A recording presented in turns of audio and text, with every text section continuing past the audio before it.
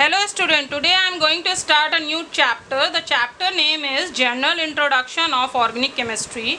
Number of chemical compound increase, so scientists classify them. Then the classification was made and we have three branches: mineral substance, vegetable substance and animal substance. The mineral substance is composed of minerals such as gold, silver, copper, NaCl.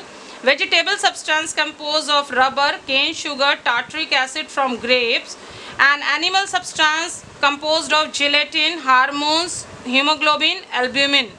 Albumin is the protein present in the egg white. Now, Lavoisier state all the compound are obtained from vegetable kingdom and animal kingdom.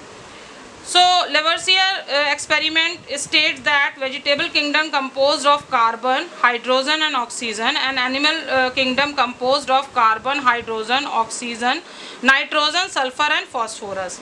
But in 19th century, natural substance reclassified in organic and inorganic substance. So they just signify that organic chemistry is a substance which were obtained by living cells, living organism. And inorganic substance are the substance which were obtained by the minerals.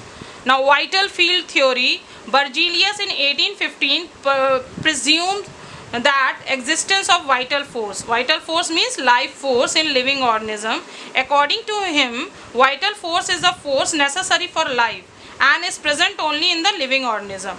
In 1828, a scholar of Berzelius, Wöhler, obtained ammonium cyanate. On heating this, he synthesized first organic compound, that is urea. First, he synthesized ammonium cyanate by do the reaction of ammonia with cyanic acid. Both when react, they form ammonium cyanate.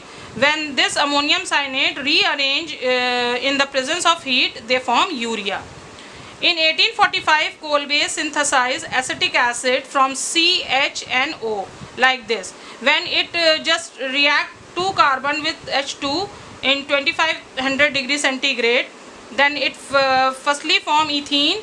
Now ethene when reacted with sulfuric acid and mercuric sulfate, then it forms aldehyde. When aldehyde treated with H2O2, then it forms acetic acid.